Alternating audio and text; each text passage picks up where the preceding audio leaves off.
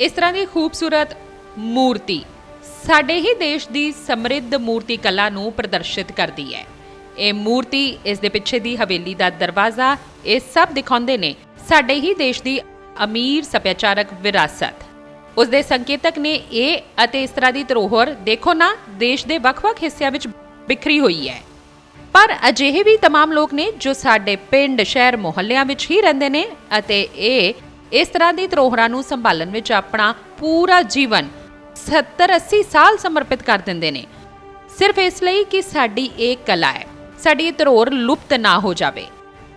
यही ने गुमनाम नायक जिन्हां नूं असीं लिया रहे हां साडे पदम दे तौर ते साडे इस खास प्रोग्राम विच अपने देशवासियों के सामने। नमस्कार, मैं हाँ ममता चोपड़ा, तहे दिलों स्वागत तुहाडा सारियां दा साडे पदम प्रोग्राम विच, जिस दे अज दे अंक विच असीं गल करांगे अजिहियां महान शख्सियतां दे बारे जिन्हां ने अपने देश की कला अते संस्कृति की संभाल लई सारियां दे सामने अपना जीवन समर्पित करके एक मिसाल कायम की है। तां आओ करदे हां प्रोग्राम दा आगाज़।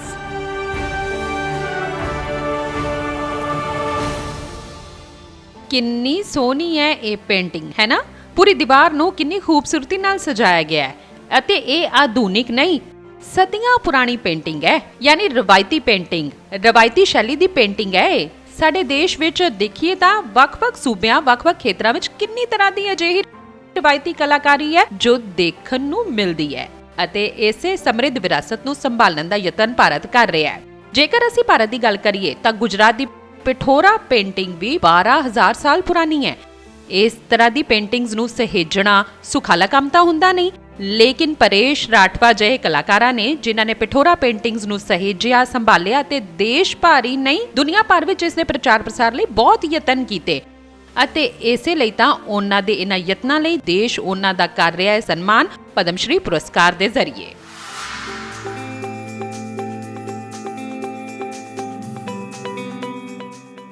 परेश राठवा गुजरात के छोटा उदयपुर जिले के एक आदिवासी कलाकार जो सदियां पुरानी आदिवासी लोक कला पिठोरा पेंटिंग्स की सांस्कृतिक विरासत नूं संभालण विच 30 तो वध सालां तो जुटे हुए ने। 12,000 साल पुरानी आदिवासी लोक कला पिठोरा पेंटिंग प्राचीन गुफावां विच पाई जाती है। उन्होंने इस नूं जिंदा रखण लई अनेकां यतन कीते। इस दे लई उन्होंने इंटरनेट का सहारा लिया, रवायती पेंटिंग नूं सोशल मीडिया ते प्रचारित करना शुरू किया, सिੱਖਿਆ संस्थानां नूं भी इस मुहिम नाल जोड़न की कोशिश की।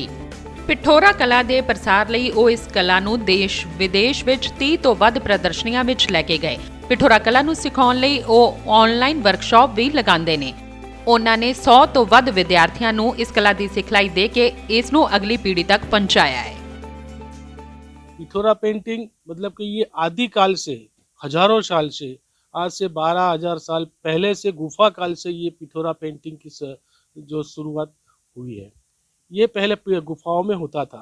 जो गुफाओं में जो हमारे जो आदिवासी है अपने कुछ संदेशा देने के लिए, कुछ संदेशा माध्यम के लिए एक लिपि मतलब कि चित्र लिपि से वो अपने संदेशा एक दूसरे को पहुंचाते थे। पिठोरा पेंटिंग मैं करीबन 30 साल से करता रहा हूँ। जो बचपन से ही जैसे मेरी 18 साल की उम्र थी तब से मैं ये करता रहा हूँ, और जब 22 साल का हुआ तब मुझे हमारे समाज ने एक पिठोरा लखारा के रूप में हमको समाज के अंदर स्थान दिया। तो ये लिखना होता है, हम लोग पिठोरा को लिखते हैं। लिखने का मतलब क्या है, जो हमारी जो मन्नत रहती है पिठोरा की वो हम देवी देवताओं को लिख के बताते हैं, मतलब कि चित्र शैली से वो हम लिखते हैं, उसको पिठोरा पेंटिंग कहते हैं। जब कोरोना काल हुआ तब भी मैंने ऑनलाइन जो मोबाइल से मैंने देश विदेश में भी मैंने ऑनलाइन इनका पिठोरा पेंटिंग का क्लास शुरू किया, तो विदेश से भी लोग हमारे साथ जुड़ने लगे और हमारे जो पिठोरा पेंटिंग है विदेश के 7 से 8 पर जो कंट्री के लोग थे मेरे साथ जुड़ते गए और मेरे से पिठोरा पेंटिंग भी सीखते गए। उसी दौरान हमारे गांव के शहर के लोग भी मेरे से ऑनलाइन सीखते गए और धीरे धीरे इस तरह से हमारे अगल बगल को लेकर हमारे जो छोटाउदेपुर जिले के कई बच्चों ने इस तरह से पेंटिंग शुरू किया और आज भी मैं पेंटिंग क्लास पिठोरा पेंटिंग का क्लास चलाता हूँ। एक पिठोरा हमेशा दहलीज ते ਜਾਂ ਘਰ ਵਿੱਚ ਦਾਖਲ ਹੁੰਦਿਆਂ ਹੀ ਸਾਹਮਣੇ ਦੀ ਕੰਧ ਤੇ ਅਤੇ ਹੋਰਨਾਂ ਦੀਵਾਰਾਂ ਤੇ ਵੀ ਸਥਿਤ ਹੁੰਦਾ ਹੈ। ਪੇਂਟਿੰਗ ਆਮ ਤੌਰ ਤੇ ਪੂਰੀ ਕੰਧ ਨੂੰ ਆਕ੍ਰਿਤੀਆਂ ਨਾਲ ਭਰ ਦਿੰਦੀ ਹੈ। ਪਿਠੋਰਾ ਚਿੱਤਰਾਂ ਦੀਆਂ ਸਰਲ ਆਕ੍ਰਿਤੀਆਂ ਇਸ ਦੇ ਸੋਹਪਣ ਦਾ ਆਧਾਰ ਨੇ। ਕੇਵਲ ਪੁਰਸ਼ ਹੀ ਇਹਨਾਂ ਪਿਠੋਰਾ ਚਿੱਤਰਾਂ ਨੂੰ ਚਿਤਰਿਤ ਕਰ ਸਕਦੇ ਨੇ। ਇਸ ਵਿਸ਼ਵਾਸ ਦੇ ਨਾਲ ਕਿ ਪਿਠੋਰਾ ਚਿੱਤਰਾਂ ਨੂੰ ਆਪਣੇ ਘਰਾਂ ਵਿੱਚ ਬਣਾਉਣ ਨਾਲ ਸ਼ਾਂਤੀ, ਸੁਖ, ਸਮਰਿੱਧੀ ਆਉਂਦੀ ਹੈ। जनजाति कला को संभालना और बढ़ाना बहुत जरूरी है। ये गुजरात के परेश भाई राठवा है जो हजारों साल पुरानी पेंटिंग बना रहे हैं और आगे बढ़ा रहे हैं और उनको संभाल रहे हैं और बच्चों को सिखा रहे हैं। और मैं भी भील समाज से हूँ। मैं भी अपने भील आदि पेंटिंग आदिवासी जो भील कला है उनको मैं भी करती हूँ। और परेश भाई राठवा को इस पुरस्कार के लिए बधाई हो। ਆਦੀਵਾਸੀ ਅਤੇ ਰਾਠਵਾ ਭਾਈਚਾਰੇ ਦੇ ਲਈ ਸੱਭਿਆਚਾਰਕ ਅਤੇ ਇਤਿਹਾਸਿਕ ਤੌਰ ਤੇ ਪਿਠੋਰਾ ਪੇਂਟਿੰਗ ਖਾਸੀ ਅਹਿਮ ਹੈ। ਇਨ੍ਹਾਂ ਲਈ ਇਹ ਇੱਕ ਕਲਾ ਤੋਂ ਵਧੇਰੇ ਅਨੁਸ਼ਠਾਨ ਹੈ। ਮੰਨਿਆ ਜਾਂਦਾ ਹੈ ਕਿ ਇਹ ਕਲਾ ਰਾਠਵਾ, ਭੀਲ, ਨਾਇਕ ਅਤੇ ਤਾੜੀ ਆਦੀਵਾਸੀਆਂ ਵੱਲੋਂ ਅਨਾਜ ਦੇ ਦੇਵਤਾ ਪਿਠੋਰਾ ਨੂੰ ਉਹਨਾਂ ਦੇ ਆਸ਼ੀਰਵਾਦ ਦੇ ਲਈ ਧੰਨਵਾਦ ਦੇਣ ਦੇ ਲਈ ਪੇਂਟ ਦੇ ਰੂਪ ਵਿੱਚ ਮਿੱਟੀ ਦੀਆਂ ਕੰਧਾਂ ਤੇ ਬਣਾਈ ਜਾਂਦੀ ਹੈ। ਆਪਣੀਆਂ ਪਰੰਪਰਾਵਾਂ ਨੂੰ ਸਹੇਜਣ ਲਈ ਪਿਠੋਰਾ ਨਾ ਪਰੇਸ਼ ਰਾਠਵਾ ਨੂੰ ਪਦਮਸ਼੍ਰੀ ਦਾ ਸਨਮਾਨ ਮਿਲਣ ਤੇ ਅਨੇਕਾਂ ਸ਼ੁਭਕਾਮਨਾਵਾਂ।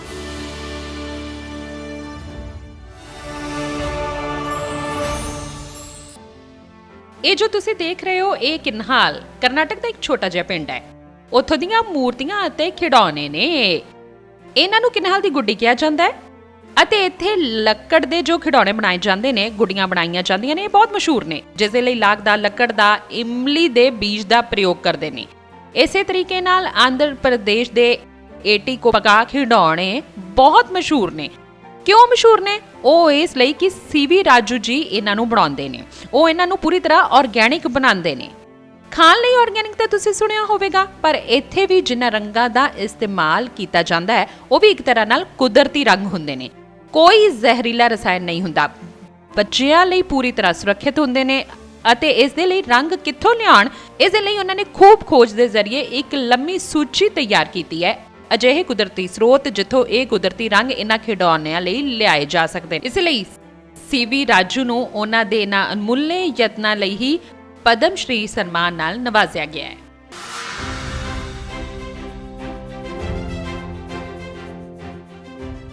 ਰੰਗ ਬਿਰੰਗੇ ਖਿਡੌਣੇ ਕਿਸੇ ਦਾ ਵੀ ਮਨ ਮੋਹ ਲੈਂਦੇ ਨੇ। ਆਧੁਨਿਕ ਖਿਡੌਣਿਆਂ ਵਿੱਚ ਹਾਨੀਕਾਰਕ ਰੰਗ ਇੱਕ ਵੱਡੀ ਚੁਣੌਤੀ ਬਣ ਗਈ ਹੈ, ਲੇਕਿਨ 500 ਸਾਲ ਪੁਰਾਣੀ ਸਾਡੀ ਰਵਾਇਤੀ ਏਟੀਕੋਪਕਾ ਖਿਡੌਣਾ ਪਰੰਪਰਾ ਵਿੱਚ ਇਸ ਦਾ ਹੱਲ ਹੈ, ਜਿਸ ਨੂੰ ਆਧੁਨਿਕ ਦੌਰ ਵਿੱਚ ਮੁੜ ਸੁਰਜੀਤ ਕਰਕੇ ਅੱਗੇ ਵਧਾ ਰਹੇ ਨੇ ਵਿਸ਼ਾਖਾਪਟਨਮ ਦੇ ਏਟੀਕੋਪਕਾ ਪਿੰਡ ਦੇ ਖਿਡੌਣਾ ਨਿਰਮਾਤਾ ਸੀਵੀ ਰਾਜੂ, ਜਿਨ੍ਹਾਂ ਨੇ ਲੱਕੜ ਦੇ ਖਿਡੌਣਿਆਂ ਦੇ ਲਈ ਗੈਰ ਜ਼ਹਿਰੀਲੇ ਕੁਦਰਤੀ ਰੰਗ ਬਣਾਉਣ ਦੇ ਲਈ ਪੌਦਿਆਂ ਦੇ ਵੱਖ-ਵੱਖ ਸਰੋਤਾਂ ਦੀ ਖੋਜ ਕੀਤੀ ਹੈ। ਰੰਗਾਂ ਨੂੰ ਕੇਕ ਦੇ ਰੂਪ ਵਿੱਚ ਸੰਭਾਲਣ ਲਈ ਨਵੀਂ ਤਕਨੀਕ ਵਿਕਸਿਤ ਕੀਤੀ ਹੈ। ਕੱਪੜਿਆਂ ਤੇ ਟੈਸਟ ਕਰਨ ਲਈ ਪ੍ਰਯੋਗਸ਼ਾਲਾ ਵੀ ਤਿਆਰ ਕੀਤੀ। ਕੱਪੜਿਆਂ ਦੇ ਲਈ ਕੁਦਰਤੀ ਰੰਗ ਬਣਾਉਣ ਤੇ ਆਧਾਰਿਤ ਕੌਮੀ ਪੱਧਰ ਦੀਆਂ ਵਰਕਸ਼ਾਪਾਂ ਵਿੱਚ ਭਾਗ ਲਿਆ ਅਤੇ ਭਾਰਤੀ ਸ਼ਿਲਪ ਪਰਿਸ਼ਦ ਅਤੇ ਦਸਤਕਾਰ ਸਮੂਹ ਦੇ ਨਾਲ ਕੰਮ ਕੀਤਾ। ਮੈਂ ਸਾਲ 1988 ਵਿੱਚ ਏਟੀਕੋਪਕਾ ਖਿਡੌਣਾ ਬਣਾਉਣ ਦੇ ਖੇਤਰ ਵਿੱਚ ਆਪਣੀ ਯਾਤਰਾ ਦੀ ਸ਼ੁਰੂਆਤ ਕੀਤੀ। ਮੈਂ ਇਸ ਸ਼ਿਲਪ ਕਲਾ ਨੂੰ ਵਿਕਸਿਤ ਕੀਤਾ, ਮਾਨਕੀਕਰਨ ਕੀਤਾ ਅਤੇ ਗੁਣਵੱਤਾ ਦੇ ਮਾਪਦੰਡਾਂ ਵਿੱਚ ਸੁਧਾਰ ਕੀਤਾ ਅਤੇ ਏਟੀਕੋਪਕਾ ਸ਼ਿਲਪ ਕਲਾ ਦੇ ਸਮੂਹ ਨੂੰ ਸਾਰੇ ਦੇਸ਼ ਦੇ ਸਾਹਮਣੇ ਲਿਆਉਂਦਾ। ਪੂਰੇ ਭਾਰਤ ਵਿੱਚ ਅਸੀਂ ਇਸ ਸ਼ਿਲਪ ਕਲਾ ਨੂੰ ਕਾਸ਼ੀ ਤੋਂ ਲੈ ਕੇ ਪੂਰਬੀ ਤੱਟ ਦੇ ਕੰਨਿਆ ਕੁਮਾਰੀ ਤੱਕ ਅਤੇ ਨਾਲ ਹੀ ਵੱਖ-ਵੱਖ ਥਾਵਾਂ ਤੇ ਪਾਉਂਦੇ ਹਾਂ ਜੋ ਇਸ ਸ਼ਿਲਪ ਕਲਾ ਨੂੰ ਅੱਗੇ ਵਧਾਉਂਦੇ ਨੇ। ਇਸ ਸ਼ਿਲਪ ਕਲਾ ਦੇ ਪਿੱਛੇ ਦੇ ਵਿਗਿਆਨ ਵਿੱਚ ਮੈਂ ਰੰਗਾਂ ਦੀ ਗੱਲ ਕਰ ਰਿਹਾ। ਸਾਰੇ ਕੁਦਰਤੀ ਰੰਗ ਇਸ ਵਿੱਚ ਵਰਤੇ ਜਾਂਦੇ ਨੇ। ਸਾਰੇ ਡੇਅਰੀ ਸਰੋਤ ਅਤੇ ਲੱਕੜੀ ਜੋ ਅਸੀਂ ਪਿੰਡਾਂ ਦੇ ਆਸ-ਪਾਸ ਤੋਂ ਜਮ੍ਹਾਂ ਕਰਦੇ ਹਾਂ, ਇਹੀ ਇਸ ਸ਼ਿਲਪ ਕਲਾ ਦੀ ਵਿਲੱਖਣਤਾ ਹੈ। ਮੈਨੂੰ ਪਦਮ ਸ਼੍ਰੀ ਮਿਲਣ ਤੇ ਬਹੁਤ ਮਾਣ ਮਹਿਸੂਸ ਹੋਇਆ। ਨਾਲ ਹੀ ਮੈਨੂੰ ਲੱਗਦਾ ਹੈ ਕਿ ਮੈਨੂੰ ਸਨਮਾਨ ਮਿਲਣਾ ਇਸ ਰਵਾਇਤੀ ਸਦੀਆਂ ਪੁਰਾਣੀ ਸ਼ਿਲਪ ਕਲਾ ਨੂੰ ਸਨਮਾਨ ਮਿਲਣਾ ਹੈ।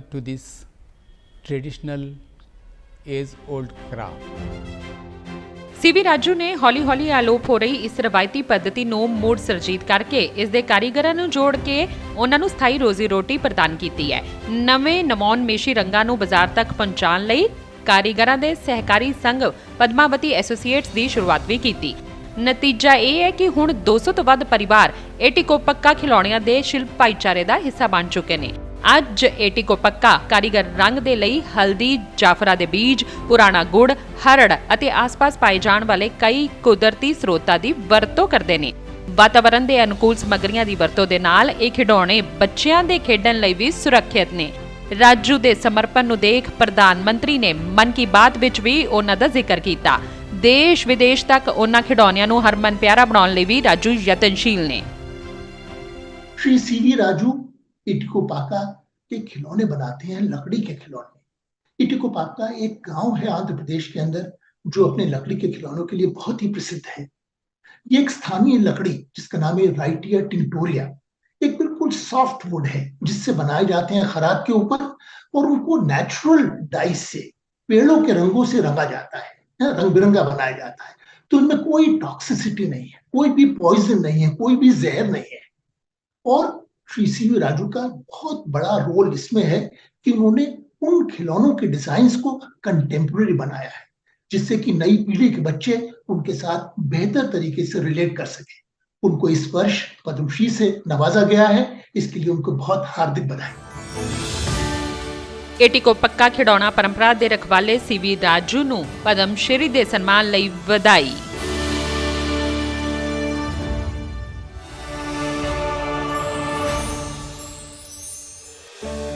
ਇਹ ਜੋ ਕਠਪੁਤਲੀਆਂ ਤੁਸੀਂ ਦੇਖ ਰਹੇ ਹੋ, ਇਹ ਦਿਖਾ ਰਹੀ ਹੈ ਕਿ ਸਾਡੇ ਦੇਸ਼ ਵਿੱਚ ਵੱਖ-ਵੱਖ ਸੂਬਿਆਂ ਵਿੱਚ ਕਿੰਨੇ ਤਰ੍ਹਾਂ ਦੀਆਂ ਕਠਪੁਤਲੀਆਂ ਨੇ। ਪੱਛਮੀ ਬੰਗਾਲ ਵਿੱਚ ਇਸ ਨੂੰ ਪੁਤਲ ਨਾਚ ਕਿਹਾ ਜਾਂਦਾ ਹੈ, ਤਾਮਿਲਨਾਡੂ, ਆਂਧਰ ਪ੍ਰਦੇਸ਼ ਵਿੱਚ ਵੋਮਾਲੋਟਮ, ਰਾਜਸਥਾਨ ਵਿੱਚ ਕੱਚ ਦੀ ਗੁੜੀਆ, ਉਸੇ ਤਰ੍ਹਾਂ ਉੜੀਸਾ ਵਿੱਚ ਇਹ ਕਹਾਂਦੀ ਹੈ ਕਾਠੀ ਕਢਾਈ ਨਾਚ। ਇੱਕ ਪੁਰਾਣੀ ਪੁਤਲ ਪਰੰਪਰਾ ਹੈ ਇਹ, ਅਤੇ ਇਸ ਨੂੰ ਮਗੁਨੀ ਚਰਨ ਕੁੰਵਰ ਕਈ ਦਹਾਕਿਆਂ ਤੋਂ ਅੱਗੇ ਵਧਾ ਰਹੇ ਨੇ। ਉਹ ਨਾਟਕ ਵੀ ਤਿਆਰ ਕਰਦੇ ਨੇ। ਨਾਟਕ ਦੇ ਪਾਤਰ ਦੇ ਤੌਰ ਤੇ ਕਿੰਨੀਆਂ ਹੀ 100 ਅਜਿਹੀਆਂ ਕਠਪੁਤਲੀਆਂ ਤਿਆਰ ਕਰ ਚੁੱਕੇ ਨੇ, ਅਤੇ ਇਹ ਛੜੀ ਕਠਪੁਤਲੀ ਕਲਾ ਹੈ ਜਿਸ ਨੂੰ ਅੱਗੇ ਵਧਾ ਰਹੇ ਨੇ। ਜਿਵੇਂ ਤੁਸੀਂ ਇੱਥੇ ਦੇਖ ਰਹੇ ਹੋ, ਡੋਰੇ ਵਾਲੀ ਕਠਪੁਤਲੀ।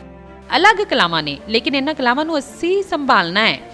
ਸਾਡੀਆਂ ਪਰੰਪਰਾਵਾਂ ਨੂੰ ਪ੍ਰਦਰਸ਼ਿਤ ਕਰਦੀਆਂ ਨੇ ਇਹ, ਅਤੇ ਇਸ ਲਈ ਉਹਨਾਂ ਦੇ ਇਹਨਾਂ ਯਤਨਾਂ ਲਈ ਮਗੁਨੀ ਚਰਨ ਕੁੰਵਰ ਨੇ ਹਾਸਲ ਕੀਤਾ ਹੈ ਪਦਮ ਸ਼੍ਰੀ ਸਨਮਾਨ।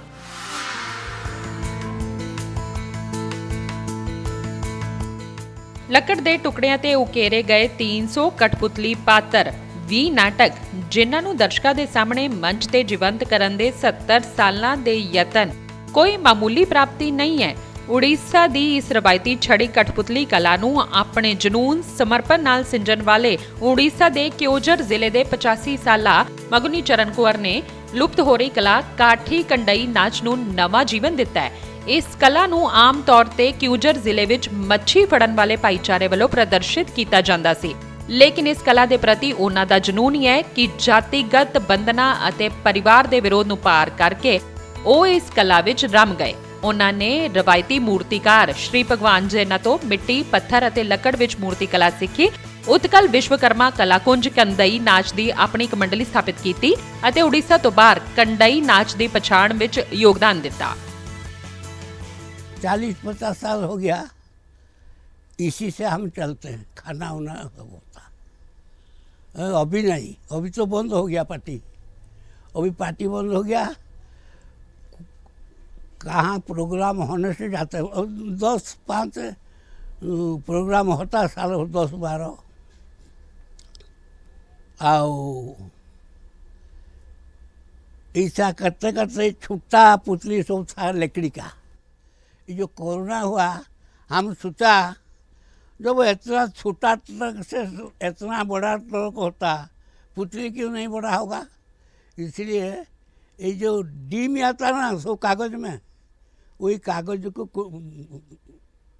कूट के इसको बनाया। अब जो आप बोलिएगा अभी बोल देगा, हम रात को इसको कंपोज करके गाना वाना जोड़ के लिख के सब कर देंगे। ऐसा हमारा काम है।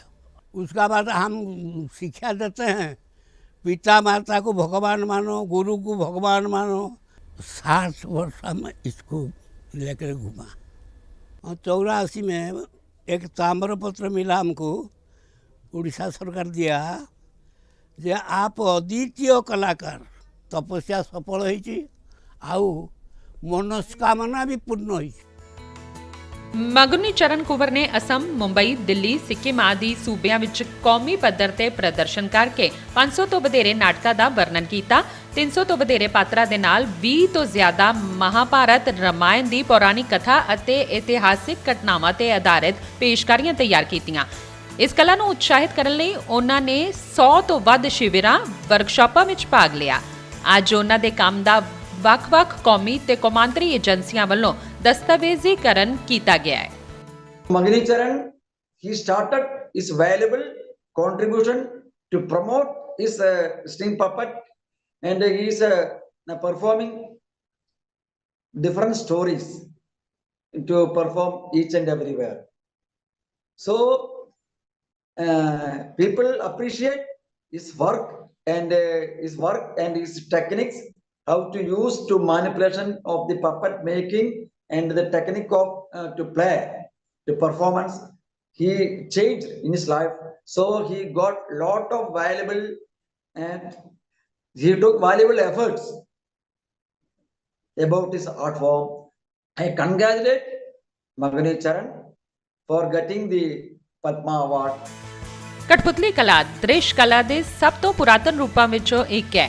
ਇਸ ਦਾ ਸਭ ਤੋਂ ਪਹਿਲਾ ਜ਼ਿਕਰ ਪਹਿਲੀ ਜਾਂ ਦੂਜੀ ਸ਼ਤਾਬਦੀ ਈਸਾ ਪੂਰਵ ਦੇ ਆਸ-ਪਾਸ ਲਿਖੇ ਗਏ ਤਾਮਿਲ ਕਲਾਸਿਕ ਸਿਲਪਾਡੀ ਕਾਰਮ ਵਿੱਚ ਮਿਲਦਾ ਹੈ। ਕਠਪੁਤਲੀ ਕਲਾ ਦਾ ਰਵਾਇਤੀ ਮਨੋਰੰਜਨ ਵਿੱਚ ਅਹਿਮ ਸਥਾਨ ਰਿਹਾ ਹੈ। ਕਾਠੀ ਕੰਡਈ ਨਾਚ ਦੇ ਰੂਪ ਵਿੱਚ ਜਾਣੀ ਜਾਂਦੀ ਛੜੀ ਕਠਪੁਤਲੀ ਕਲਾ ਕੇਵਲ ਕਿਉਂਝਰ ਵਿੱਚ ਪਾਈ ਜਾਂਦੀ ਹੈ।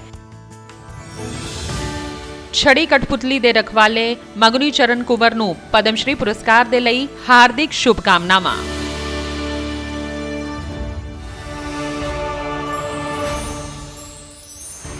ਕਿੰਨਾ ਸੋਹਣਾ ਹੈ ਨਾ ਇਹ। ਤੁਸੀਂ ਯਕੀਨ ਨਹੀਂ ਕਰੋਗੇ ਕਿ ਇਹ ਪੇਪਰ ਮੈਸ਼ੇ ਦਾ ਬਣਿਆ ਹੋਇਆ ਹੈ। ਹਾਲਾਂਕਿ ਇਸ ਵਿੱਚ ਲੱਕੜ ਦਾ ਬੂਰਾ ਰਲਿਆ ਹੋਇਆ ਹੈ, ਪਰ ਪੇਪਰ ਮੈਸ਼ੇ ਦੀ ਜੋ ਕਲਾ ਹੈ ਬਹੁਤ ਪ੍ਰਾਚੀਨ ਕਲਾ ਹੈ। ਪਰ ਇਸ ਕਲਾ ਨੂੰ ਵੀ ਵਕਤ ਦੇ ਨਾਲ ਐਨੀ ਤਰ੍ਹਾਂ ਨਾਲ ਰਵਾਇਤੀ ਚਿੱਤਰਕਾਰੀ ਨਾਲ ਸਜਾ ਕੇ ਇਨਵੋਲਵ ਕੀਤਾ ਗਿਆ ਹੈ। ਇੱਥੇ ਤੁਸੀਂ ਦੇਖ ਰਹੇ ਹੋ ਕਿ ਇਹ ਉੜੀਸੀ ਚਿੱਤਰਕਾਰੀ ਕੀਤੀ ਗਈ ਹੈ। ਇਸੇ ਤਰੀਕੇ ਨਾਲ ਬਿਹਾਰ ਵਿੱਚ ਵੀ ਅਸੀਂ ਸਭ ਜਾਣਦੇ ਹਾਂ ਕਿ ਮੈਥਿਲੀ ਚਿੱਤਰਕਾਰੀ ਬਹੁਤ ਮਸ਼ਹੂਰ ਹੈ। ਮਹਿਲਾਵਾਂ ਆਪਣੇ ਘਰ ਤੇ ਵਿਹੜੇ ਵਿੱਚ ਵੀ ਚਿੱਤਰਕਾਰੀ ਕਰਦੀਆਂ ਨੇ, ਲੇਕਿਨ ਸੁਭਦਰਾ ਕੁਮਾਰੀ ਨੇ ਪੇਪਰ ਮੈਸ਼ੇ ਦਾ ਉਤਪਾਦ ਬਣਾਇਆ। ਉਸ ਉਤਪਾਦ ਤੇ ਮੈਥਿਲੀ ਚਿੱਤਰਕਾਰੀ ਕੀਤੀ। ਜੀ ਹਾਂ, ਅਤੇ ਇਸ ਤਰ੍ਹਾਂ ਉਹਨਾਂ ਨੇ ਇਸ ਮੈਥਿਲੀ ਪਰੰਪਰਾ ਨੂੰ ਦੇਸ਼ ਵਿਦੇਸ਼ ਤੱਕ ਇਸ ਦਾ ਪ੍ਰਚਾਰ ਕੀਤਾ।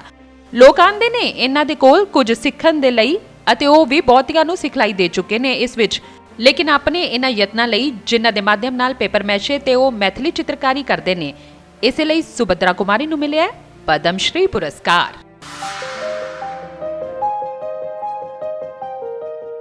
ਇਹ ਖੂਬਸੂਰਤ ਰਵਾਇਤੀ ਚਿੱਤਰਕਾਰੀ ਨਾਲ ਸਜੀਆਂ ਕਲਾਕ੍ਰਿਤੀਆਂ ਮਧੂਬਨੀ ਦੀ ਕਲਾਕਾਰ ਸੁਭਦਰਾ ਦੇਵੀ ਦੀ ਪੇਪਰ ਮੈਸ਼ੇ ਕਲਾ ਵਿੱਚ ਮੁਹਾਰਤ ਦਾ ਉਦਾਹਰਨ ਨੇ, ਜੋ ਪੇਪਰ ਮੈਸ਼ੇ ਤੇ ਮਿਥਿਲਾ ਕਲਾਕਾਰੀ ਤੋਂ ਮਿਥਿਲਾ ਦੀ ਸੰਸਕ੍ਰਿਤੀ ਅਤੇ ਪਰੰਪਰਾ ਦੀ ਝਲਕ ਪੇਸ਼ ਕਰਦੇ ਦੇਸ਼ ਵਿਦੇਸ਼ ਵਿੱਚ ਪਛਾਣ ਬਣਾ ਚੁੱਕੀ ਹੈ।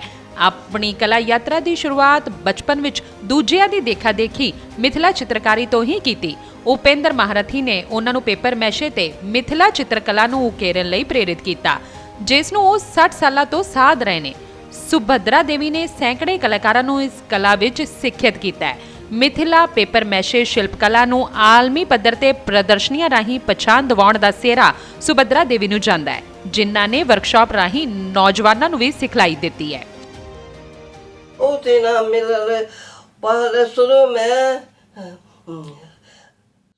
ਮੈਨੂੰ ਬਹੁਤ ਇਨਾਮ ਮਿਲੇ ਨੇ। ਸ਼ੁਰੂ 'ਚ ਮੈਂ ਕੁਝ ਪੁਰਸਕਾਰ ਹਾਸਲ ਕੀਤੇ ਨੇ। ਮੈਂ ਪ੍ਰਦਰਸ਼ਨੀਆਂ 'ਚ ਜਾਂਦੀ ਸੀ ਆਪਣੀ ਹਸਤਕਲਾ ਮਧੂਬਨੀ ਕਲਾ ਨੂੰ ਅੰਤਰਰਾਜੀ ਸਤਰ ਤੇ ਪਹਿਚਾਣ ਦਿਵਾਉਣ ਲਈ।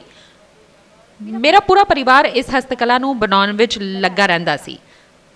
ਅਸੀਂ ਪ੍ਰਦਰਸ਼ਨੀਆਂ ਲਈ ਬੰਗਲੁਰੂ, ਮਦਰਾਸ, ਗੋਆ, ਮੁੰਬਈ ਸਭ ਥਾਂ ਜਾਂਦੇ ਸੀ। ਮੇਰਾ ਸਾਰਾ ਸਮਾਨ ਵਿਕ ਜਾਂਦਾ ਸੀ। ਪਦਮ ਸ਼੍ਰੀ ਸਨਮਾਨ ਪਾ ਕੇ ਮੈਂ ਬਹੁਤ ਖੁਸ਼ ਹੋ ਗਈ ਸੀ। ਮੈਨੂੰ ਰਾਸ਼ਟਰੀ ਪੁਰਸਕਾਰ ਵੀ ਪਰਮਾਤਮਾ ਦੀ ਕਿਰਪਾ ਨਾਲ ਮਿਲਿਆ। ਮੈਂ ਉਹਨਾਂ ਦੀ ਬਹੁਤ ਸ਼ੁਕਰਗੁਜ਼ਾਰ ਹਾਂ। ਮੈਂ ਜਦੋਂ ਪ੍ਰਦਰਸ਼ਨੀ ਵਾਸਤੇ ਮਦਰਾਸ ਗਈ ਸੀ ਤਾਂ ਉੱਥੇ ਸਾਰਿਆਂ ਨੇ ਮੇਰੀ ਇਸ ਹਸਤਕਲਾ ਦੀ ਬਹੁਤ ਤਾਰੀਫ ਕੀਤੀ ਸੀ। ਉਹਨਾਂ ਨੇ ਕਿਹਾ ਕਿ ਤੁਹਾਨੂੰ ਇਸ ਕਲਾ ਲਈ ਨੈਸ਼ਨਲ ਅਵਾਰਡ ਮਿਲਣਾ ਚਾਹੀਦਾ ਹੈ। ਪਦਮ ਸ਼੍ਰੀ ਲਈ ਮੈਂ ਪ੍ਰਧਾਨ ਮੰਤਰੀ ਨਰਿੰਦਰ ਮੋਦੀ ਜੀ ਦਾ ਬਹੁਤ ਧੰਨਵਾਦ ਕਰਦੀ ਹਾਂ। ਮੈਂ ਬਿਲਕੁਲ ਨਿਰਾਸ਼ ਹੋ ਚੁੱਕੀ ਸੀ ਕਿ ਮੈਨੂੰ ਇਹ ਅਵਾਰਡ ਕਦੋਂ ਮਿਲੇਗਾ। ਭਾਰਤ ਸਰਕਾਰ ਨੇ ਮੈਨੂੰ ਬਹੁਤ ਵਧਾਵਾ ਦਿੱਤਾ ਹੈ ਤੇ ਮੈਨੂੰ ਇਹ ਅਵਾਰਡ ਲੈ ਕੇ ਬਹੁਤ ਖੁਸ਼ੀ ਹੋ ਰਹੀ ਹੈ। ਪੇਪਰ ਮੈਸ਼ੇ ਫ੍ਰੈਂਚ ਸ਼ਬਦ ਤੋਂ ਬਣਿਆ ਹੈ, ਜਿਸ ਦਾ ਭਾਵ ਹੈ ਮਸਲਿਆ ਹੋਇਆ ਕਾਗਜ਼। ਇਸ ਵਿੱਚ ਕਾਗਜ਼ ਨੂੰ ਪਹਿਲਾਂ ਪਾਣੀ ਵਿੱਚ ਭਿਓਇਆ ਜਾਂਦਾ ਹੈ, ਫਿਰ ਲੁਗਦੀ ਬਣਾਈ ਜਾਂਦੀ ਹੈ। ਗੂੰਦ ਫੈਵੀਕੋਲ ਦੇ ਸਹਾਰੇ ਉਸ ਨੂੰ ਆਕਾਰ ਦਿੱਤਾ ਜਾਂਦਾ ਹੈ। ਧੁੱਪ ਵਿੱਚ ਸੁਕਾਉਣ ਤੋਂ ਬਾਅਦ ਇਹਨਾਂ ਤੇ ਵੱਖ-ਵੱਖ ਰੰਗਾਂ ਨਾਲ ਚਿੱਤਰਕਾਰੀ ਕੀਤੀ ਜਾਂਦੀ ਹੈ। ਸਾਂਚਿਆਂ ਦੀ ਵੀ ਵਰਤੋਂ ਹੁੰਦੀ ਹੈ, ਪਰ ਸੁਭਦਰਾ ਦੇਵੀ ਆਪਣੇ ਕੁਸ਼ਲ ਹੱਥਾਂ ਨਾਲ ਹੀ ਕ੍ਰਿਤਾ ਕੱਢ ਦਿੰਦੇ ਨੇ। ਸਫੇਦ ਰੰਗ ਦੀ ਵਰਤੋਂ ਉਹਨਾਂ ਦੀਆਂ ਕਲਾਕ੍ਰਿਤੀਆਂ ਨੂੰ ਅਲੱਗ ਖੜਾ ਕਰਦਾ ਹੈ। बिहार में गाँव में महिलाओं अपने मिथिला पेंटिंग करती है।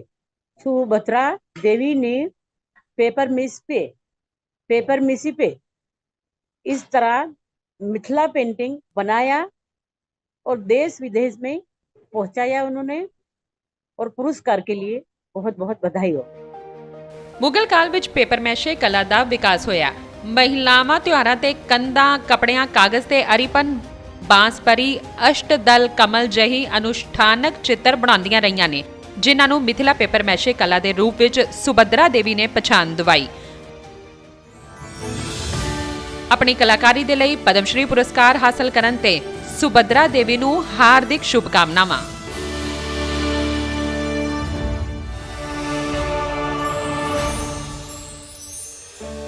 ਛੋਟੇ ਵੱਡੇ ਵੱਖ-ਵੱਖ ਤਰ੍ਹਾਂ ਦੇ ਦੀਵੇ, ਅਨੁਸ਼ਠਾਨ ਦੀ ਸਮੱਗਰੀ ਜਿਨ੍ਹਾਂ ਵਿੱਚ ਨਾਗ, ਮੋਰ, ਸੱਪ, ਬਲਦ ਇਸ ਤਰ੍ਹਾਂ ਦੇ ਫਿਗਰਸ ਬਣਾਏ ਗਏ ਨੇ। ਪਿੱਤਲ ਦਾ ਇਹ ਪੂਰਾ ਸਮਾਨ ਅਤੇ ਮੁਰਾਦਾਬਾਦ, ਉੱਤਰ ਪ੍ਰਦੇਸ਼ ਦਾ ਮੁਰਾਦਾਬਾਦ ਖਾਸ ਤੌਰ ਤੇ ਪਿੱਤਲ ਦੇ ਸਮਾਨ ਲਈ ਬਹੁਤ ਮਸ਼ਹੂਰ ਹੈ। ਇਸ ਤਰ੍ਹਾਂ ਦੀਆਂ ਖੂਬਸੂਰਤ ਚੀਜ਼ਾਂ ਬਣਾਈਆਂ ਜਾਂਦੀਆਂ ਨੇ ਉੱਥੇ, ਲੇਕਿਨ ਦਿਲਸ਼ਾਦ ਹੁਸੈਨ ਜਿਹੇ ਕਲਾਕਾਰ ਪਿੱਤਲ ਤੋਂ ਜਦੋਂ ਨਕਾਸ਼ੀ ਕਰਦੇ ਨੇ ਤਾਂ ਉਹਨਾਂ ਦੇ ਉਤਪਾਦ ਦੇਸ਼ ਹੀ ਨਹੀਂ ਵਿਦੇਸ਼ਾਂ ਤੱਕ ਵੀ ਮਸ਼ਹੂਰ ਨੇ। ਇੰਨੀ ਬਰੀਕ ਕਲਾਕਾਰੀ ਕਰਦੇ ਨੇ ਉਹ ਕਿ ਉਹਨਾਂ ਦੀ ਨਕਾਸ਼ੀ ਅਤੇ ਉਹਨਾਂ ਦੀ ਕਲਾਕਾਰੀ ਦੇ ਸਨਮਾਨ ਸਰੂਪ ਹੀ ਉਹਨਾਂ ਨੂੰ ਪ੍ਰਦਾਨ ਕੀਤਾ ਗਿਆ ਹੈ ਪਦਮ ਸ਼੍ਰੀ ਪੁਰਸਕਾਰ। ਮੁਰਾਦਾਬਾਦ ਦਾ ਪਿੱਤਲ ਉਦਯੋਗ ਪਿੱਤਲ ਨਕਾਸ਼ੀ ਦੇ ਉਸਤਾਦ ਸ਼ਿਲਪ ਗੁਰੂ ਦਿਲਸ਼ਾਦ ਹੁਸੈਨ ਜਿਹੇ ਤਜਰਬੇਕਾਰ ਕਾਰੀਗਰਾਂ ਸਦਕਾ ਹੀ ਪ੍ਰਸਿੱਧ ਹੈ, ਜੋ ਭਾਰਤ ਦੀ ਇਸ ਹੱਥ ਕਲਾ ਨੂੰ ਦੁਨੀਆ ਵਿੱਚ ਚਮਕਾ ਰਹੇ ਨੇ। 10 ਸਾਲ ਦੀ ਉਮਰ ਤੋਂ ਹੀ ਆਪਣੇ ਦਾਦਾ ਤੋਂ ਪਿੱਤਲ ਨੂੰ ਤਰਾਸ਼ਣ ਦੀ ਕਲਾ ਸਿੱਖੀ, ਜਿਸ ਨੂੰ ਕਰਦੇ ਹੋਏ ਇਹਨਾਂ ਨੂੰ 6 ਦਹਾਕੇ ਬੀਤ ਗਏ ਨੇ। ਮੁਰਾਦਾਬਾਦ ਦੇ ਮਕਬਰਾ ਇਲਾਕੇ ਦੀਆਂ ਤੰਗ ਗਲੀਆਂ ਵਿੱਚ ਰਹਿ ਕੇ ਪਿੱਤਲ ਦੇ ਸਮਾਨ ਤੇ ਆਪਣੀ ਕਲਾ ਦੇ ਹੁਨਰ ਨੂੰ ਤਰਾਸ਼ਣ ਵਾਲੇ ਸ਼ਿਲਪ ਗੁਰੂ ਦਿਲਸ਼ਾਦ ਹੁਸੈਨ ਦਾ ਪੂਰਾ ਪਰਿਵਾਰ ਹਸਤ ਸ਼ਿਲਪ ਦੇ ਕੰਮ ਨਾਲ ਜੁੜਿਆ ਹੋਇਆ ਹੈ। ਬੇਟੇ ਹੀ ਨਹੀਂ, ਬੇਟੀਆਂ ਅਤੇ ਨੂੰਹਾਂ ਵੀ ਹਸਤ ਸ਼ਿਲਪ ਦੇ ਹੁਨਰ ਵਿੱਚ ਮਾਹਿਰ ਨੇ, ਲੇਕਿਨ ਪਰਿਵਾਰ ਤੋਂ ਬਾਹਰ ਵੀ ਉਹਨਾਂ ਨੇ ਇਸ ਕਲਾ ਦੇ ਹੁਨਰ ਨਾਲ ਲਗਭਗ 1000 ਕਾਰੀਗਰਾਂ ਨੂੰ ਨਵਾਜ਼ਿਆ ਹੈ ਤਾਂ ਕਿ ਨੌਜਵਾਨ ਮੁਰਾਦਾਬਾਦ ਦੀ ਇਸ ਪਛਾਣ ਨੂੰ ਅੱਗੇ ਵਧਾ ਸਕਣ। ਵਿਸ਼ੇਸ਼ ਸੱਦੇ ਤੇ ਉਹ ਈਰਾਨ ਵੀ ਗਏ ਅਤੇ ਲੋਕਾਂ ਨੂੰ ਨਕਾਸ਼ੀ ਕਰਨ ਵਾਲਾ औजार मुरादाबाद कलम चलाना सिखाया। पद्म श्री जो हमें मिला है ये हमारे लिए बहुत बड़ी बात है। मोदी जी, प्रधानमंत्री जी का भी शुक्रिया अदा करता हूँ। बच्चों को हम सिखाते हैं और काफ़ी हमारे शागिर्द हैं और ख़ास तौर से हम लेडीज़ पे ज़्यादा ध्यान देते हैं। लेडीज़ों को हमने अच्छा काम सिखाया, ज़्यादा सिखाया है। इसकी वजह यह है कि हमारी जो नक्काशी है तो उसके अंदर ये खूबी है कि ये 200 ग्राम की होगी नहीं थप्पी, और ये 20 ग्राम की, 30 ग्राम से ज़्यादा की हमारी नहीं है। तो जिस वक्त हमारे ये लेडीज़ काम करती है तो उसे पता नहीं चलता और आराम से इस तरह से काम कर लेती है। और इसके अंदर ये खूबी यह है हमारी नक्काशी में कि घर बैठ के कर लेती है, कहीं उसे जाना नहीं पड़ता। 250, 300, 500 रुपए तक की जैसे लेडीज होती है वो काम कर लेती है। ਦਿਲਸ਼ਾਦ ਹੁਸੈਨ ਦੀ ਨਕਾਸ਼ੀ ਪਿੱਤਲ ਦੀਆਂ ਕਲਾਕ੍ਰਿਤੀਆਂ ਨੂੰ ਨਾਇਆਬ ਰੂਪ ਦਿੰਦੀ ਹੈ। ਉਹਨਾਂ ਦੀ ਇਸ ਸ਼ਿਲਪ ਕਲਾ ਦੇ ਪ੍ਰਤੀ ਸ਼ਿੱਦਤ ਹੀ ਹੈ ਕਿ ਉਹਨਾਂ ਵੱਲੋਂ ਤਿਆਰ ਕੀਤੇ ਗਏ ਪਿੱਤਲ ਤੇ ਨਕਾਸ਼ੀ ਦੇ ਉਤਪਾਦ ਦੇ ਸਾਰੇ ਕਾਇਲ ਨੇ। G7 ਸੰਮੇਲਨ ਵਿੱਚ ਪ੍ਰਧਾਨ ਮੰਤਰੀ ਨੇ ਜਰਮਨੀ ਦੇ ਚਾਂਸਲਰ ਨੂੰ ਜੋ ਕਲਸ਼ ਤੋਹਫੇ ਦੇ ਰੂਪ ਵਿੱਚ ਦਿੱਤਾ ਸੀ, ਉਹ ਦਿਲਸ਼ਾਦ ਹੁਸੈਨ ਦੀ ਨਕਾਸ਼ੀ ਦਾ ਬਿਹਤਰੀਨ ਨਮੂਨਾ ਸੀ। ये नक्काशी के काम के कारीगर तो अभी भी हैं। इसके अलावा लोहे की डाइयाँ बनाते हैं। ये लोहे की डाई में भी बड़े अच्छे अच्छे डिजाइन बनाते हैं ये, और डिजाइन बनाने के बाद में जहाँ इनका मतलब मांग आती है जयपुर में सप्लाई करते हैं वो डिजाइन। नक्काशी के काम के कारीगर बहुत कम हैं। अब भारत सरकार बहुत ही हेल्प कर रही है, ट्रेनिंग सेंटर खोल रही है। नक्काशी का काम ऐसा है, बहुत ही बारीक होता है। मैं इनको बधाई देता हूँ, बहुत शुभकामनाएं देता हूँ। ਕਿਹਾ ਜਾਂਦਾ ਹੈ ਕਿ ਸ਼ਾਹਜਹਾਨ ਦੇ ਸ਼ਾਸਨ ਵਿੱਚ ਕੁਝ ਸ਼ਿਲਪਕਾਰ ਪਰਿਵਾਰ ਦਿੱਲੀ ਤੋਂ ਮੁਰਾਦਾਬਾਦ ਵਸ ਗਏ ਅਤੇ ਪਿੱਤਲ ਦਾ ਸ਼ਿਲਪ ਵਿਕਸਿਤ ਕੀਤਾ। ਮੁਗਲ ਕਾਲ ਵਿੱਚ ਪਿੱਤਲ ਦੇ ਭਾਂਡਿਆਂ ਤੇ ਨਕਾਸ਼ੀ ਕੀਤੀ ਜਾਂਦੀ ਸੀ ਅਤੇ ਇੱਥੋਂ ਦੇ ਆਫਤਾਬਾਦ ਅਤੇ ਫੁੱਲਦਾਨ ਦੀ ਬਹੁਤ ਮੰਗ ਸੀ। ਇਸ ਤਰ੍ਹਾਂ ਮੁਰਾਦਾਬਾਦ ਦਾ ਪਿੱਤਲ ਉਦਯੋਗ ਤਕਰੀਬਨ 350 ਸਾਲ ਪੁਰਾਣਾ ਹੈ, ਜਿਸ ਦੀ ਚਮਕ ਨੂੰ ਸਮੇਂ ਦੇ ਨਾਲ ਚਮਕਾ ਰਹੇ ਨੇ ਦਿਲਸ਼ਾਦ ਹੁਸੈਨ ਜਿਹੇ ਸ਼ਿਲਪਕਾਰ। ਪਿੱਤਲ ਨਕਾਸ਼ੀ ਦੇ ਉਸਤਾਦ ਦਿਲਸ਼ਾਦ ਹੁਸੈਨ ਨੂੰ ਆਪਣੇ ਵਿਲੱਖਣ ਹੁਨਰ ਲਈ ਪਦਮ ਸ਼੍ਰੀ ਸਨਮਾਨ ਲਈ ਅਣਗਿਣਤ ਸ਼ੁਭਕਾਮਨਾਵਾਂ।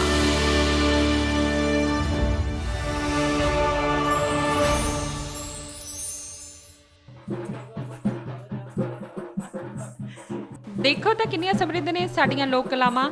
ਅਜਿਹੀਆਂ ਲੋਕ ਕਲਾਵਾਂ ਹੀ ਸਾਡੇ ਜੀਵਨ ਵਿੱਚ ਰੰਗ ਭਰਦੀਆਂ ਨੇ। ਅਜਿਹੀਆਂ ਲੋਕ ਕਲਾਵਾਂ ਸਾਡੇ ਦੇਸ਼ ਭਰ ਵਿੱਚ ਨੇ, ਜਿਨ੍ਹਾਂ ਦੇ ਨਾਲ ਕਿਤੇ ਨਾ ਕਿਤੇ ਸਾਨੂੰ ਵੀ ਜੁੜਨ ਦੀ ਲੋੜ ਹੈ। ਅਜਿਹੇ ਗੁਮਨਾਮ ਨਾਇਕ ਜੋ ਇਹਨਾਂ ਲੋਕ ਕਲਾਵਾਂ ਨੂੰ ਇਹਨਾਂ ਦੀ ਸਮਰਿੱਧੀ ਬਣਾਈ ਰੱਖ ਰਹੇ ਨੇ, ਇਹਨਾਂ ਨੂੰ ਜੀਵੰਤ ਬਣਾਈ ਰੱਖ ਰਹੇ ਨੇ, ਇਹਨਾਂ ਨੂੰ ਅਸੀਂ ਸਾਡੇ ਪਦਮ ਪ੍ਰੋਗਰਾਮ ਦੇ ਜ਼ਰੀਏ ਤੁਹਾਡੇ ਸਾਹਮਣੇ ਲੈ ਕੇ ਆਏ, ਕਿਉਂਕਿ ਅਜਿਹੇ ਗੁਮਨਾਮ ਨਾਇਕਾਂ ਨੂੰ ਪਦਮ ਸ਼੍ਰੀ ਪੁਰਸਕਾਰ ਪ੍ਰਦਾਨ ਕਰਕੇ ਸਾਡੇ ਦੇਸ਼ ਦੀ ਸਰਕਾਰ ਇਹਨਾਂ ਨੂੰ ਗੁਮਨਾਮ ਨਹੀਂ ਪ੍ਰਸਿੱਧੀ ਦਿਵਾ ਰਹੀ ਹੈ।